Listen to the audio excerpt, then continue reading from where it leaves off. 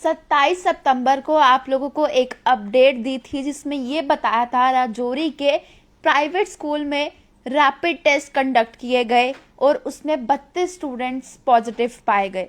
ये खबर सुनते ही प्रशासन पे, स्कूल एडमिनिस्ट्रेशन पर काफ़ी ज़्यादा सवाल उठे कि अगर बच्चों को कोविड-19 इफेक्ट कर रहा है स्कूल में तो क्यों स्कूल खोलने का फैसला लिया गया। और लगातार ये भी मांग की गई कई परिजनों की ओर से कि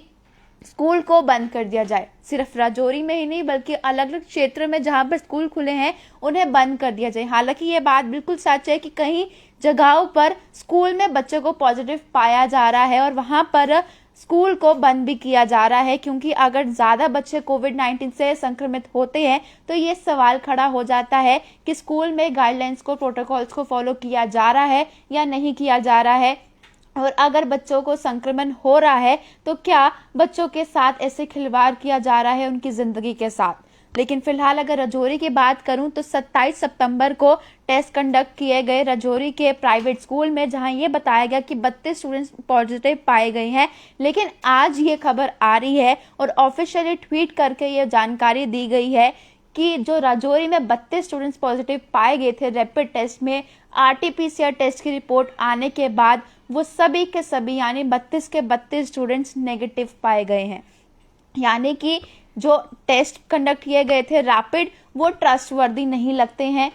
क्योंकि रैपिड टेस्ट जब भी कोई करवाता है अगर उसमें पॉजिटिव आता है इसके बाद अगर वो आरटी-पीसीआर के लिए जाता है तो आरटी-पीसीआर में वो मैक्सिमम टाइम नेगेटिव ही आता है। कुछ समय पहले साल के शुरुआत के टाइम पे मैं आपको ले जाऊं, जम्मू यूनिवर्सिटी की भी कुछ ऐसी ही खबर मैंने आपको बताई थी जहां पे बहुत सारे बच्चों को पॉजिटिव कर दिया गया रैपिड टेस्ट में और उन्हें आइसोलेट कर दिया गया। लेकिन जब उनके आरटी-पीसीआर टेस्ट कंडक्ट किए गए वो सभी छात्र, सभी यूनिवर्सिटी में जितने भी बच्चे पॉजिटिव पाए गए थे वो सभी नेगेटिव कर दिए गए। तो ये साफ तौर से इस चीज़ से बिल्कुल ये श्योर होता है कि जो रैपिड टेस्ट है यानी कि रैपिड एंटीजन टेस्ट रिलायबल नहीं है आरटी-पीसीआर टेस्ट में, क्योंकि जो रैपिड में पॉजिटिव आते हैं आरटी-पीसीआर टेस्ट में वो सभी के सभी नेगेटिव आते हैं। तो हालांकि जो 32 स्टूडेंट्स को पॉजिटिव किए गए थे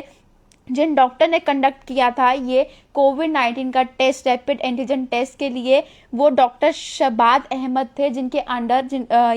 डेंटल सर्जन है जिनके अंडर ये कोविड-19 के टेस्ट रैपिड टेस्ट कंडक्ट किए गए थे। उनको अब सस्पेंड कर दिया गया है क्योंकि ये कहा जा रहा है उनकी ओर से लापरवाही बरती गई और ऐसे दहशत फैल गई थी कि बच्चे स्कूल जा रहे हैं, बच्चे सुरक्षित नहीं हैं, बच्चे पॉजिटिव हो रहे हैं। इस मद्देनजर रखते हुए ये फैसला लिया गया है कि डॉक्टर शबाद अहमद जो थे, जो डेंटल सर्जन थे जिन्होंने कोविड-19 के टेस्ट कंडक्ट किए और उसमें 32 स्टूडेंट को पॉजिटिव किया, तो अब उन्हें सस्पेंड कर दिया गया है और ये कह दिया गया है कि सभी बच्चे जिन्हें आइसोलेट किया गया था रैपिड टेस्ट में पॉजिटिव आने के बाद वो सभी बच्चे ठीक हैं और वो सभी बच्चे नेगेटिव हैं।